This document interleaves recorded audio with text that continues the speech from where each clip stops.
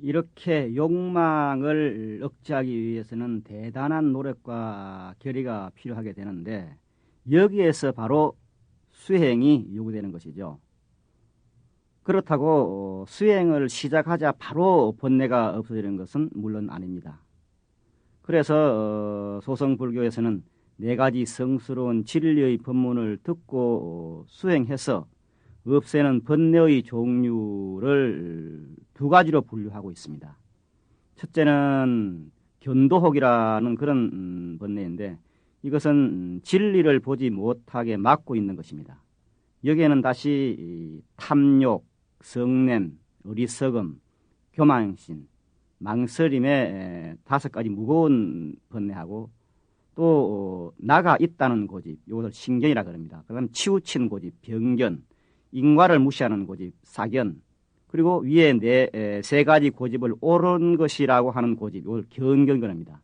그 다음에 잘못된 수행 방법을 옳은 방법으로 아는 고집, 개금치견 그랬습니다. 여기 5가지 가벼운 번뇌가 있다고 했습니다. 이 가운데 5가지 무거운 번뇌는 누구에게나 본능적으로 있는 그런 번뇌고 가벼운 5가지 번뇌는 수행하는 과정에서만 나타나는 번뇌입니다. 2번째는 수도혹이라는 번뇌인데 이 번뇌는 도를 닦는 과정에서 어떤 감정이나 의식의 미세한 그런 작동이 일어나가지고 도를 닦지 못하게 하는 것입니다. 앞의 견도혹이 후천적인 어떤 그 악습이라면 이 수도혹은 선천적인 악습이라고 말할 수 있습니다. 여하튼 이러한 번뇌를 멸함으로써 해탈을 얻는 것이다. 이렇게 말씀을 드릴 수 있습니다. 자, 4가지 성스러운 진리 가운데 4번째는 깨달음에 이르기 위한 실천의 진리, 즉 도성제입니다.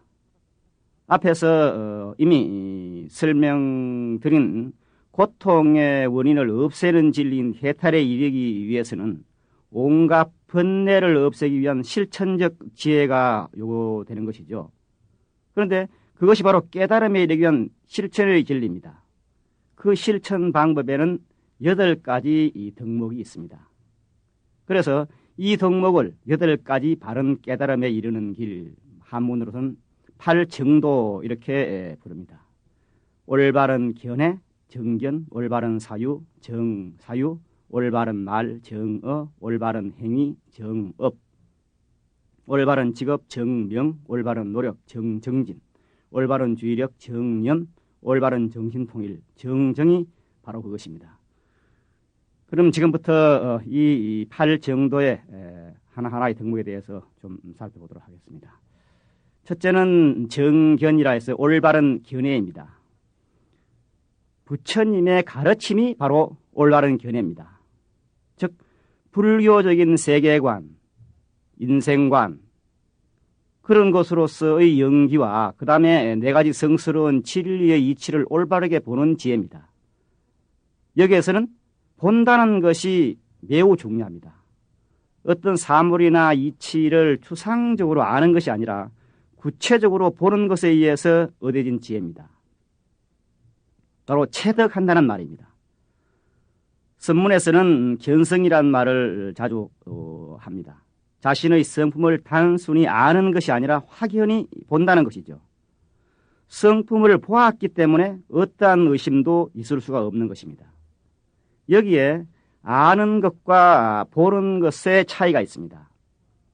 만약에 우리들이 진실로 무상하고 고통인 현실 세계 그리고 깨달음의 세계인 영이법을 보았다고 하면 더 이상 다른 수행은 필요하지 않습니다. 그러나 한편으로는 체득을 위한 올바른 견해가 요구되는 것입니다. 만약 이 체득을 위한 올바른 견해가 없다면 체득의 이 지혜는 있을 수가 없는 것이죠. 즉 올바른 견해에는 2가지 측면이 있다 이렇게 말씀할 수 있습니다. 하나는 실현되어진 올바른 견해이고 다른 하나는 실현의 길에 들어선 출발점으로서의 올바른 견해입니다. 이 출발점으로서의 올바른 견해는 바른 믿음과 상통하는 것입니다. 초심자가 체험적인 지혜는 갖지 못했지만 영계의 도리나 이 네 가지 성스러운 진리의 가르침을 올바른 것으로 생각해서 믿는 것입니다. 사실 불교의 수행은 여기에서부터 시작되는 것이라고 말씀드릴 수 있습니다. 둘째는 정사유, 올바른 사유입니다. 올바른 사유는 올바른 생각이고 사고를 바르게 작용시키는 것입니다. 앞에서 말씀드린 올바른 견해가 전체에 대한 어떤 종합적 기본적 견해인데 비해서 이 올바른 사유는 계계의 실천에 있어서 올바른 결의입니다. 즉 실제 행동에 들어가기 전의 올바른 의식 이사작용이다, 이렇게 말씀할 수 있습니다. 아무리 탁월한 지혜라 하더라도 그것을 삿된 방향으로 작용시키면 사회에도 해가 되고 자신도 망치게 됩니다. 때문에 사고를 바르게 하는 것은 아주 중요합니다. 그렇다면 어떻게 하는 것이 올바른 사유인가? 불교에서는 탐욕과 성냄과 어리석음의 세 가지 번뇌를 삼독, 즉 세 가지 독소라고 부릅니다. 이 세 가지가 사람을 해침이 마치 독사나 독충과 같으므로 이렇게 부르는 것입니다. 바로 이 세 가지 독소를 벗어나고자 하는 생각이 뭐냐? 바로 올바른 사유입니다. 여기서는 이 세 가지 독소가 자신을 괴롭히는 악의 근원임을 인식해서 버려야 할 것으로 생각하고 결의하는 것이 중요합니다. 잘못된 생각과 결의는 그릇된 행동으로 나타나지만은 올바른 생각과 그 결의는 좋은 행동으로 표출이 되는 것입니다. 이와 같이 생각이나 결의의 탐욕과 성냄과 어리석음의 세 가지 독소가 없을 때 그 뒤에 생기는 행동은 올바른 것이 되는 것입니다. 그리고 이렇게 인간으로서는 버리기 힘든 탐욕 등을 부정으로 작용하는 사유야말로 올바른 견해를 실현하는 첫걸음이 되는 것입니다. 다음 세 번째 정어, 올바른 말인데요. 올바른 말이란 올바른 사유 다음에 일어나는 행위입니다. 그것은 언어 생활을 바르게 해서 번뇌의 소멸을 향하는 작용입니다. 경전에서는 이것을 거짓말, 망어, 저주하는 말, 악구, 이간질하는 말, 양설, 비단결 같은 말, 즉 이것을 기어라 하는데 좀 남을 좀 속이고 한다니까 뭐 이런 말이죠. 이 비단결 같은 말을 떠나서 진실을 말하고 찬탄하는 말을 하며 자애로운 말로 서로를 융화하고 유익한 말말을 하는 것을 뜻합니다. 즉 올바른 견해를 거짓말 등을 하지 않는 언어적 표현으로서 구체화하는 것이 올바른 말이다, 이렇게 말씀드릴 수 있습니다. 따라서 극단적인 예가 될 수도 있겠지만은 외도의 삿된 견해를 물리치고 어떤 그 번뇌의 소멸을 실현하기 위해서라면 저주하는 말을 하는 것도 올바른 견해를 나타내는 것이기 때문에 올바른 말이라고 할 수가 있습니다. 그런데 여기서 한 가지 간과할 수 없는 것은 올바른 말은 올바른 사유의 표현이라는 것입니다. 때문에 남을 해치려는 마음이나 원한 등이 마음 가운데 남아 있으면서 단지 언어로서만 해침이나 분노가 없는 어떤 그 표현이 있다고 한다면 그것은 올바른 말이라고 할 수가 없는 것입니다. 다음으로 네 번째가 정업, 올바른 행위인데요. 올바른 행위, 이거 역시 올바른 사유 다음에 일어나는 것인데요. 신체적 행위를 바르게 해서 번뇌의 소멸로 향하는 작용입니다. 경전에서는 이것을 살생과 도둑질, 삿된 음악을 떠나서 일체 중생을 어떤 자비로 대하고 아주 공공한 그런 자에게는 보시하고 바른 성도덕을 지키는 것을 뜻하고 있습니다. 그러나 인간이 짓는 그랬던 그 외적 행위는 비단 살생이나 도둑질, 그리고 삿된 음행에만 한정된 것은 아니죠. 이 외에도 원한이나 질투, 교만 등등 여러 가지 번뇌가 어떤 다양한 외적 행위로 표출됩니다. 만약 이러한 번뇌들이 마음속에 있는 한 올바른 말과 마찬가지로 비록 살생 등을 하지 않는다 하더라도 참된 올바른 행위가 되지는 못합니다. 왜냐하면 번뇌가 있는 가운데의 어떤 불사생 등의 외적 행위에는 번뇌의 소멸을 기대할 수가 없기 때문입니다. 다음 5번째는 정명인데요. 바로 올바른 직업이라는 말입니다. 올바른 직업이란 것은 올바른 경제적 생활로서 올바른 견해를 의식주에 실현하고자 하는 것입니다. 즉 법답게 옷이나 음식, 자구, 약 등의 생활 도구를 구하는 것입니다. 이렇게 올바른 직업 정신 속에서 의식주를 해결할 때 바로 거기에서 번뇌의 소멸을 실현하는 이상이 생겨나는 것이죠. 경전에서는 이것을 하구식, 상구식, 방구식, 잡구식이라는 4가지 삿된 생활법을 떠난 것이라고 설명을 하고 있습니다. 잠시 요 4가지 삿된 생활법을 한번 설명을 해드리면요. 첫째, 하구식이란 것은 입을 아래쪽으로 향하여 생활한다는 그런 뜻인데요. 논밭을 갈거나 약을 제조해서 생계를 세워나가는 것입니다. 두 번째, 상구식이란 위쪽을 쳐다보면서 생활한다는 그런 뜻으로서 별을 보고 점을 친다든가 우주에 관한 계산 따위에 의해 생계를 세우는 것입니다. 세 번째, 방구식이란 입을 사방으로 향해서 생활한다는 그런 뜻인데요. 이것은 어떤 국왕의 사신으로 다른 나라를 왕래한다거나 결혼 중매 등으로 해서 생계를 찾는 일입니다. 네 번째로 잡구식이란 것은 내 감방을 향해서 생활한다는 그런 뜻인데요. 이것은 수상이나 관상 혹은 사주 등으로 기륭화복을 점치면서 생계를 유지하는 것입니다. 그러나 지금 말씀드린 이 4가지 삿된 생활법의 금지는 가만히 들어보신 분은 아시겠습니다만 이것은 출가 수행자에 한정된 것이라 할 수 있습니다. 즉 출가 수행자는 무소유와 걸식으로 생활해야 하기 때문입니다. 따라서 제가 불자로서는 나름대로 올바른 직업관이 있어야 하는데요. 부처님께서는 제가 불자가 갖지 않아야 할 어떤 직업으로 도살업, 복약 판매업, 인신매매업 등을 지적하고 있습니다. 물론 이 외에도 올바른 직업이라고 할 수 없는 것이 많이 있죠. 가령 매음 따위의 어떤 주선업이나 마약업 등은 불자뿐만 아니라 모든 사람이 해서는 안 될 일이라고 여겨집니다. 그 다음에 6번째가 정진, 올바른 노력이라는 것인데요.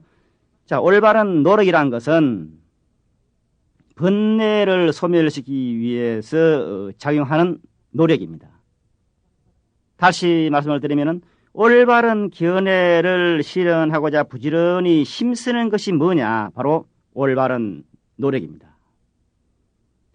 이 노력은 일상생활에서의 노력과 같이 번뇌 속에서 현상적인 가치를 추구하는 노력이 아니라 깨달음을 향해서 창용하고 마침내는 거기에 도달하고자 하는 노력입니다. 이것을 잘 이해하셔야 됩니다. 따라서 가령 어떤 사람이 가족을 부양하기 위해서 직업생활을 부지런히 한다든가 혹은 여가시간에 등산이나 낚시를 부지런히 하는 그런 등등은 엄밀한 의미에서 올바른 노력은 아닌 것입니다. 그러나 어디까지나 불법을 성취하기 위해서 부지런히 노력하는 그것이 바로 올바른 노력이라는 이 개념을 확실히 해두어야 합니다. 경전에서는 이것을 4가지 바른 노력, 정정근이라는 말로 설명하고 있습니다. 첫째는 아직 나타나지 않은 악을 끊기 위해서 부지런히 노력하는 것이다. 둘째는 이미 생긴 악을 끊기 위해서 부지런히 노력하는 것. 셋째는 아직 나타나지 않는 선을 나타내기 위해서 부지런히 노력하는 것. 마지막 네 번째가 이미 나타난 선을 정대하도록 부지런히 노력하는 것이라고 이렇게 설명하고 있습니다. 이러한 네 가지의 노력을 계속한다면 악은 반드시 없어지고 선은 필연적으로 정진이 되어가지고 그 사람은 반드시 번뇌 소멸을 기약할 수가 있는 것이라고 이렇게 말씀을 하고 있습니다. 그러나 한편으로 올바른 노력은 수행자 입장과 일반인의 입장으로 구별하여서 고찰할 수도 있습니다. 이 경우에 만약 그 제가의 일반인의 입장에서는 올바른 노력이 게으름의 반대 개념이 되고 일상적인 생활에서 매사에 최선을 다하는 것이 여기에 해당된다. 이렇게도 말씀드릴 수 있겠죠. 그 다음 일곱 번째가 정념, 올바른 주의력인데요. 올바른 주의력이란 마음속에 기억에서 잊지 않는 것입니다. 이러한 주의력이 번뇌 소멸을 향해서 집중적으로 작용하는 것이 올바른 주의력이다. 이렇게 말씀할 수 있습니다. 이 주의력에는 두 가지 경우가 있습니다. 하나는 경험을 기억에 묶어 두는 것이고 또 다른 하나는 기억해 있는 것을 다시 생각해내는 것입니다. 자, 그렇다면 무엇을 기억해서 잊지 않아야 하는가? 경전에서는 올바른 주의력을 네 가지 관찰법, 사념처라는 말로 설명하고 있습니다. 즉, 네 가지 사항의 마음을 모아가지고 관찰하고 있지 않는 것입니다. 무엇이 네 가지냐?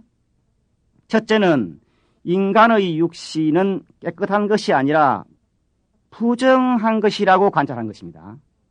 부정관이죠. 둘째는 우리들의 감각은 모두가 고통이라고 관찰하는 겁니다. 일체가 객오다 이렇게 관찰하는 겁니다. 셋째는 우리들의 마음은 항상된 것이 아니라 무상한 것이라고 관찰하는 것입니다. 재행무상입니다. 넷째는 모든 존재에는 확정적인 나라는 실체가 없다고 관찰하는 겁니다. 제법 무하죠.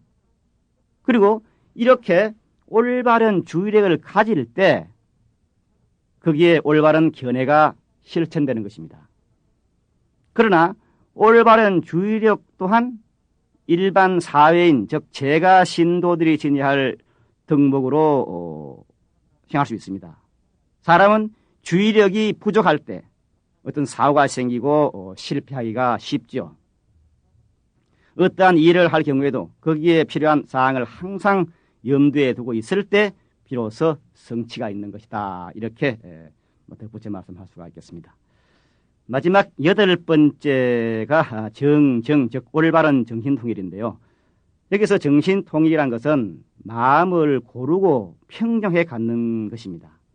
삼매라고도 하고 또 선정이라고도 말을 하죠. 이러한 정신통일이 어떤 그 번뇌 소멸로 향해서 작용하는 것이 뭐냐? 바로 올바른 정신통일입니다. 이 올바른 정신통일이야말로 올바른 견해를 완성해서 절대적인 자유를 실현하는 최후의 수단이다. 이렇게 말씀드릴 수 있습니다. 다시 말해서 우리들이 최고의 목표점을 생각하는 그 열반은 바로 이 올바른 정신통일에서 이 자리에서 이루어지기 때문입니다. 이 올바른 정신통일에는 여러 가지 방법이 있을 수 있겠죠. 좌선을 할 수도 있고 염불을 할 수 있습니다. 다만 그 방법이 올바른 것이어야 한다는 점입니다. 여기서 지금 그 자선이나 염불, 기도, 송주, 무슨 주력 여러 가지 방법이 있는데 참선을 하는 사람들은 참선이 최고라고 그러고 염불하는 사람이 염불이 최고라고 그러지만은 이건 제각기 자기 근기에 맞는 것을 가지고 수행에 최선을 다하는 그것이 무엇냐? 바로 거기는 우열이 있을 수 없습니다. 그것이 바로 어떤 올바른 정신 통일이고 바로 이 올바른 정신 통일이 있을 때 그때 비로소 밥 먹을 때 밥 먹고 일할 때 일할 수 있게 되는 겁니다. 제가 이렇게 지금 밥 먹을 때 밥 먹고 일할 때 일할 수 있다 이렇게 말씀을 드리면은 그럼 밥 먹을 때 밥 먹고 일할 때 일하지 그럼 밥 먹을 때 일하냐 하고 반문하실 분들이 있을지 모르겠습니다만은 가만히 생각해보면 그렇지 않죠. 많은 사람들은 밥을 먹으면서도 끊임없이 잡념 부리고 일을 하면서도 일은 등한시하면서 속으로는 끊임없이 다른 망념을 부리죠. 그렇게 하는 것은 정신 통일이 되지 않는 사람이다고 하는 말이죠. 자, 지금까지 초전 법륜의 내용인 4가지 성스러운 진리를 비교적 구체적으로 살펴봤습니다. 여기에서 우리들은 4가지 성스러운 진리에 대해서 흡사 환자를 치료하고 있는 훌륭한 의사를 연상하게 됩니다. 우선 병이 든 사람은 괴로워하고 의사는 병의 상태를 진단합니다. 이것이 괴로움이라는 진리입니다. 마침내 의사는 병의 원인을 발견하게 되고 병이 완쾌된 후의 건강체에 대해서 환자에게 설명을 합니다. 이것이 고통의 원인이라는 진리와 고통의 원인을 없애는 진리입니다. 그러나 설명만으로는 환자의 고통은 없어지지를 않죠. 여기에 필수적으로 어떤 치료 방법하고 양생법이 제시됩니다. 환자가 거기에 따라서 행동할 때 바로 고통에서 벗어날 수가 있게 됩니다. 이것이 마지막에 깨달음에 이르기 위한 실천의 진리인 8가지 바른 깨달음에 이르는 길, 즉 8정도입니다. 바로 이러한 점 때문에 우리들은 부처님을 대이왕이라고 부릅니다. 부처님은 중생의 모든 병을 능히 완치하는 훌륭한 의사라는 말입니다. 그러나 반야신경에서는 훌륭한 의사로서 부처님의 처방이 초전 법륜 때와는 사뭇 다르게 나타납니다. 왜냐하면 반야신경이야말로 제2법륜의 대표적인 경전이기 때문입니다. 그러면 어떤 처방인가? 정에서는 4가지 성스러운 진리의 각 항목인 고진멸도, 고통, 고통의 원인, 고통을 제거하는 것, 고통을 제거하는 것에 이르는 길도 없다. 무고진멸도라고 주장하고 있습니다. 왜 4가지 성스러운 진리가 없다고 하는가? 여기에서도 앞에서 살펴본 12가지 인연의 경우와 마찬가지로 공 가운데는 이라고 말을 하나 삽입하여 보면은 이해하기가 쉽습니다. 즉, 공 가운데는 무고진멸도다. 이런 뜻이 되겠습니다. 그렇다면 무엇 때문에 공 가운데는 무고진멸도인가? 이것은 4가지 성스러운 진리의 교법체계는 근본적으로 함이 있는 현상계를 그대로 있다고 인정해서 세워진 것입니다. 여기에서의 전체 조건은 어떤 전제한 그런 조건은 고통을 받고 있는 심신이 있음으로써 유로서 존재한다는 것입니다. 심신이 존재한다는 전제 아래 각가지 고통이 서려지고 고통의 원인이 서려지는 것이며 또한 그 고통을 멸하는 방법이 제시됩니다. 그러나 공의 입장에서 볼 때 과연 심신이 존재하는가? 우리들은 이미 인간을 구성하는 5가지 요소인 색, 수, 상, 행, 식, 공 가운데는 없음을 살펴봤습니다. 인간이 있다는 것은 단지 그 이름만 있을 뿐 사실로서 있는 것이 아니었습니다. 사실로서 존재하지 않는 인간을 있다고 가정한 것입니다. 그러나 이렇게 인간 그 자체가 공일 때 인간의 심신이 있다고 가정하고 세운 교법체계는 토끼의 뿔과 같고 거북이의 틀과 같은 것이 되고 맙니다. 이것이 인간이 본래 공한데 어찌 고통이 있을 수 있으며 나아가서 고통이 본래 없는데 어찌 그 고통을 멸하는 방법이 있을 수 있겠는가 하는 겁니다. 이 자리에서 보면 모두가 없는 것입니다. 그래서 공 가운데는 고통의 원인, 고통을 제거하는 것, 그 고통을 제거하는 길에 것에 이르는 길도 없다 이렇게 말한 겁니다. 이것이 제2의 설법인 반야바라밀입니다. 반야바라밀인 공 가운데는 고통이 본래 없는 것이기 때문에 온갖 번뇌의 고통이 생겨도 그 번뇌가 실로 있는 것이 아님을 알아서 거기에 붙잡히지 않는 것입니다. 또한 번뇌 고통이 멸한 상태가 되더라도 그 소멸이 실로 있는 것이 아님을 알아가지고 거기에도 붙잡히지 않는 것입니다. 그러한 공의 머무름에 의해서 바로 번뇌와 깨달음이 본래 둘이 아니고 생사와 열반이 둘이 아닌 한 모양이 되는 겁니다.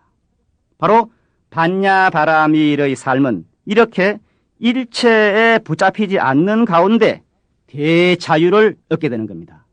마치 이 세장에 갇힌 새가 그 세장을 벗어나서 허공을 날아가는 그런 자유를 얻는 그런 것과 마찬가지로 반야바라밀에 의해서 일체 큰 자유, 모든 속박을 벗어나는 그런 경계가 되는 것이다. 이렇게 말씀을 드릴 수 있겠습니다.